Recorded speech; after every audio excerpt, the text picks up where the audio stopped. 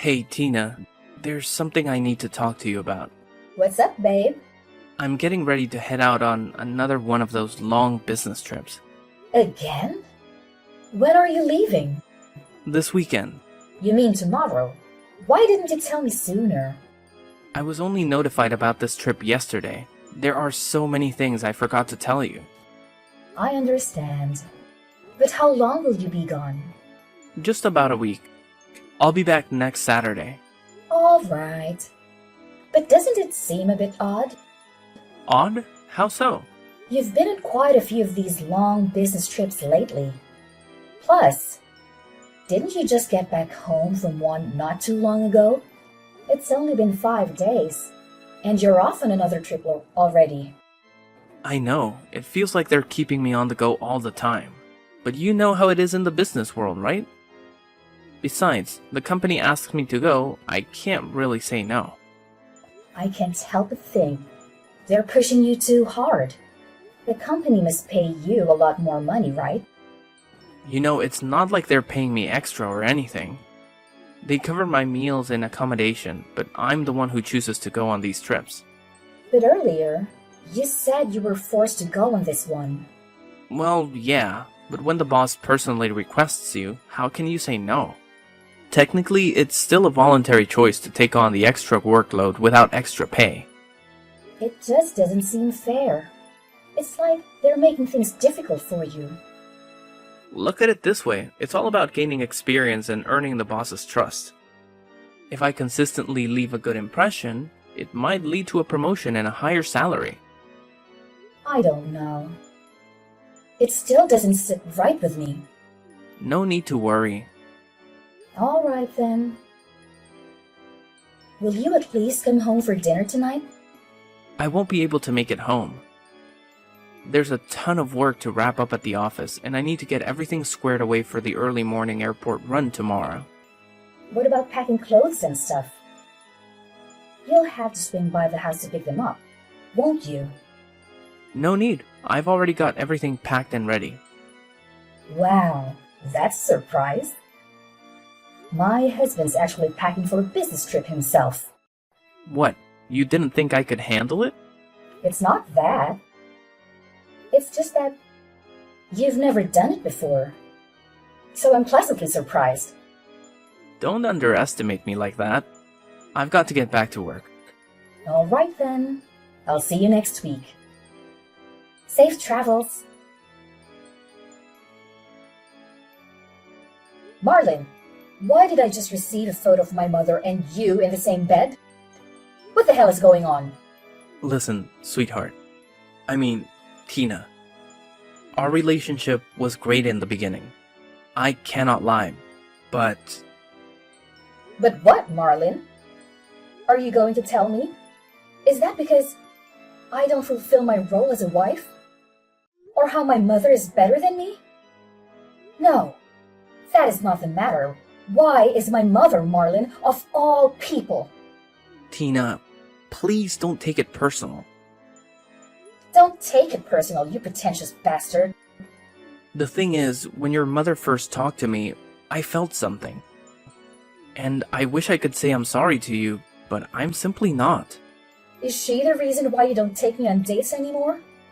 Is she the reason you never touch me anymore? Or rarely look me in my eyes? That's not it, Tina. All those business trips you took were for my mother, weren't they? Were you ever actually going? Or were those all lies too? No, most of the trips were real. I would skip some of them in order to meet with her. What? You hardly made any time for me. But you were willing to skip work to go see my mother. You made me feel like a princess. Like I was the only girl you loved. And then you hit me with a big slap. I don't know what to say. When did it all start anyway? How long have I been living a lie? A year after our marriage, when we came over during Christmas. At the time, we got in an argument and your mother comforted me. She assured me of so much and told me how you've been like this since you were a kid. Always fussing and complaining. Then, one thing led to another, and we ended up kissing for a bit. It happened while everyone else was eating. That night, I was looking for you so we could communicate on what happened. You started getting a little too tipsy. And then, I saw you trying to down a whole bottle of wine. You were making a huge scene. So I had to drag you away and explain to you why you couldn't have any more. I even sobered you up by taking care of you like you were a big baby. After you stormed off, I spent so much of my night searching for you to make sure you were okay. And it turns out, you were sucking face with my mother the whole damn time. You wouldn't know what a good wife was unless it hit you in the face. I seriously have no clue what I ever saw in you. It's no hard feelings, Tina. I had a long conversation about you with your mother, and I realized I could do better. I could be better if I was with your mother instead. That's all there is to it. I love your mother. What? She completely brainwashed you. It is so sad to see all those nights we spent together on dates, decorating our house, thinking of having a baby, and you threw it all away like it meant nothing to you. When did you start losing feelings for me, Marlin? Was it that night, or much before then? Listen, Tina, I'm not sure of all that. Trust me when I say, I didn't expect this to happen either. It's not like I knew my feelings would change so drastically in one night. But since it did, I want to file for divorce to marry your mother instead. Is this some kind of joke? Unbelievable. You are marrying my husband? Yes, I have the engagement ring right here. How dare you send me the photo of the engagement ring? Have you lost your mind? You're doing this to your own daughter, for crying out loud. I always told you growing up that you didn't have the assets to please a man, not the attitude or the manners. This is so rich coming from you since you could barely keep Dad around. Don't even go there. I just don't understand why. Why would you do this to me? It's all because of Dad, isn't it? Stop right there. You have envied me ever since I was born. The only reason Dad ever stayed with you was because of me. He gave me so much attention, and you started despising me over it. He wanted to leave you so bad, but the only reason he stayed was not for you, but for me. You talk about women's assets, but you could barely keep your ex-husband happy. Is that why you decided to take mine? To get back at me? Watch your mouth, young lady. Where do you get off speaking this trash to your mother? I gave birth to you, remember? I clothed you, fed you, helped you give a roof over your head. And here you are, bitching and complaining. You owe everything to me, including your husband. Oh my God! I can't believe you bring that here. Clothing me and feeding me, providing me with shelter is the bare minimum. I don't owe you anything. It's not like I begged and pleaded you to bring me into this world. And if I could, I would gladly take a different mother than you. How could you? Why would you post the same picture you sent to me online for the whole world to see? Your caption under the post is, fulfilling all the things you couldn't. They do say mothers do it best. Not only are you embarrassing me online, you decided it was appropriate to show a shady insult at me. I don't see the problem. I am engaged to this man, Tina. Why wouldn't I post us together? As for the caption, did I lie? This is so repulsive. I want to throw up. This can't be real. Get a grip, sure. All your friends and family will see it, but it's not like it's going to kill you. It just shows I can take whoever I want and whatever I want. You always try to make me the bad guy. All I am doing is being there for my fiancé. Do all the things you couldn't do and all the things you could do, but better. You should be thanking me. Thanking you? You obviously lost it now. I can't help but laugh. You good-for-nothing husband stealer. Like I said before, watch your tone, young lady. Stop texting your mother all these rude things. It's getting ridiculous. Jealousy won't get you anywhere. She posted that picture of you guys in her bed with a ridiculous caption. How can you possibly be on my mother's side? Oh my gosh, Tina. This was one of my problems with you. You are talking about me having problems. The hypocrisy is unreal. You are always complaining and playing the victim. Your mother is a wonderful woman. She is the woman I want to spend the rest of my life with and to cherish moments with. If you truly ever loved me, then why won't you just be happy for me? We can still support each other in a distant, friendly way. You can even be invited to our wedding if your mother allows it. Invited to my ex-husband and egg donor's wedding is nothing short of insanity. I truly can't help but laugh. This is all so frustrating, but relieving at the same time. I said countless times how my mother did nothing but made me feel terrible about so many things. Everything I did was wrong in her eyes ever since I was young. I even told you all my insecurities. I've explained to you the sadness I had since I never had a normal connection with her. Things with her were starting to look up ever since you've recommended we seek therapy together. And I did it, because I wanted you to meet your mother-in-law when it was time. I actually wanted her to attend our wedding, to see me walk down the aisle. Despite how mean and spiteful she was to me, I don't understand why. Why are you leaving me for her? Tina. I don't have time to question you anyway.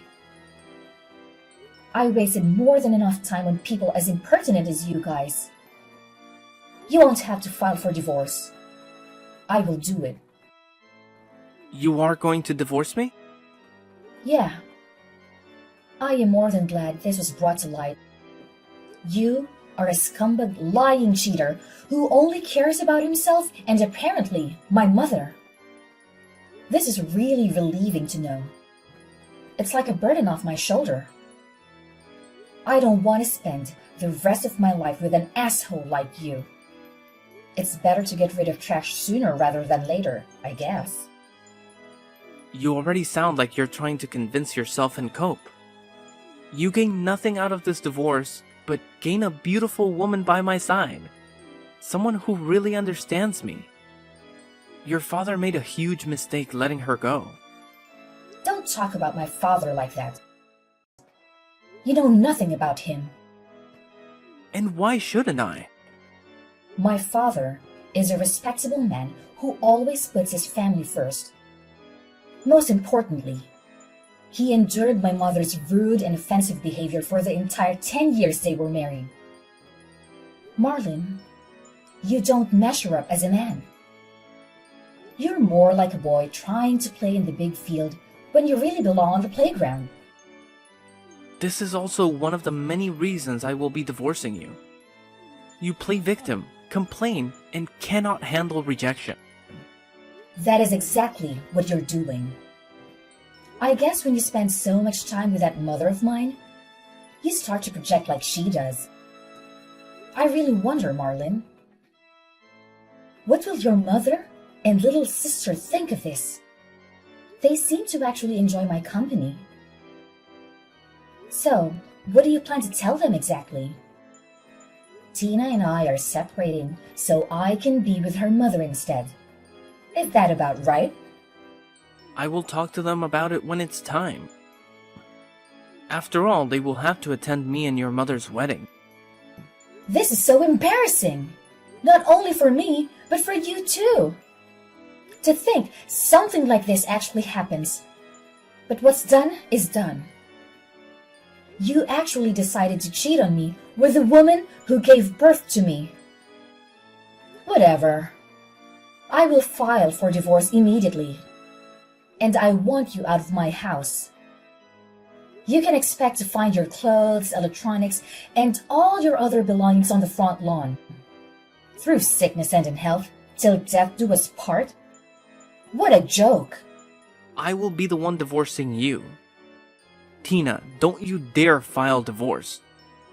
I will come to the house soon. Don't touch any of my stuff. Don't make me take you to court. It sounds like you forgot how good of a lawyer I have. You even met him when we were getting ready for the marriage papers. With him, the divorce should run smoothly, and I can have you out of my hair in no time. I refuse to listen to this. Tina, pick up the phone. I'm on my way. Tina, answer my damn call. Why is all my stuff on the lawn and I can't even open the door? Worst of all, you have a damn banner on the house saying cheater free. Are you serious? Everyone is looking at me from their porch. This is so childish. And so what? Like I said earlier, you were still a boy on the playground. You had no business messing with a real woman like me from the start. You and her are a perfect match. I'm so glad you found each other. You guys couldn't even find each other without me. I'm calling your mother about this. You can't do anything to me? So you're going to tattle on me to Mom? Aww, what a crybaby. LOL. You were calling her as if she's gonna help you? There's nothing your precious fiancé can do for you now. Tina, please. I can hear people whispering about me and recording me. I am breaking down and crying outside. I'm sorry. Please. I will do anything. We can be back together if you want to. We can live happily again. I will do everything in my power to make it up to you, sweetheart. Just open the door and we can be back together. Just answer my phone. In the door. Please. Tina, baby. Tina Carter. Tina Johnson. Your last name is irrelevant to me. I don't want or need you. Your number is now getting blocked. Also, to prevent you from harassing me like this in the future, I will be placing a no-contact contract on you and Sydney. Have a good life and a blessed day. Tina Christina Johnson, answer my call. Oh, wow. Using my maiden name. It has a much better ring to it anyway. Why the actual hell are people towing my car? Your car? Actually, you remember when I had that car under my name? It was never taken off. So yeah, don't expect to be able to drive that car around anymore. You are childish beyond compare. You pin me out to be so bad, but you have been competing with me since you gave birth to me. So we really don't compare in any aspect. Tell your fiancé to stop shaking my damn door. I changed the locks to every room.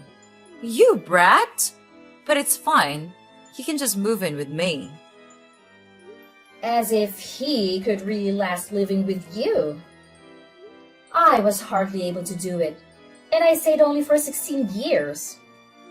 To think my own mother would betray me like this and steal my husband from me? We were going to therapy. I thought things were getting better slowly but surely. I allowed you to attend my wedding to help us plan some details. I really thought we were getting somewhere. I thought we were getting nowhere. The therapy sessions was nothing but you rambling about things I did, and then me being forced to explain why I did it. You thought you were getting nowhere because you actually had to admit your wrongdoings. You are nothing less than ungrateful, Tina. I really don't need this slander. I've had enough drama for today. This pointless arguing and back and forth is too much. I've already decided what I was going to do when I first saw the picture you sent of my ex-husband and you in the same bed. I'm disowning you. You and I no longer have any ties to one another. Don't play with me, Tina. You are disowning me? Yeah, pretty much. I'm so sick and tired of you and your behavior. No one could have prepared me for the information I received today. And I will admit, I am heartbroken. I would never think you would reach this low. I couldn't even imagine it. I guess I should have known, ever since I saw how stubborn you were to change. So yeah, I'm disowning you. I don't need you in my life, not even as a stranger. Well, I've disowned you long ago, so I couldn't give a damn of what you have to say. If anything, I am more grateful than anything to be disconnected from you and connected to your husband. Or should I say, my husband?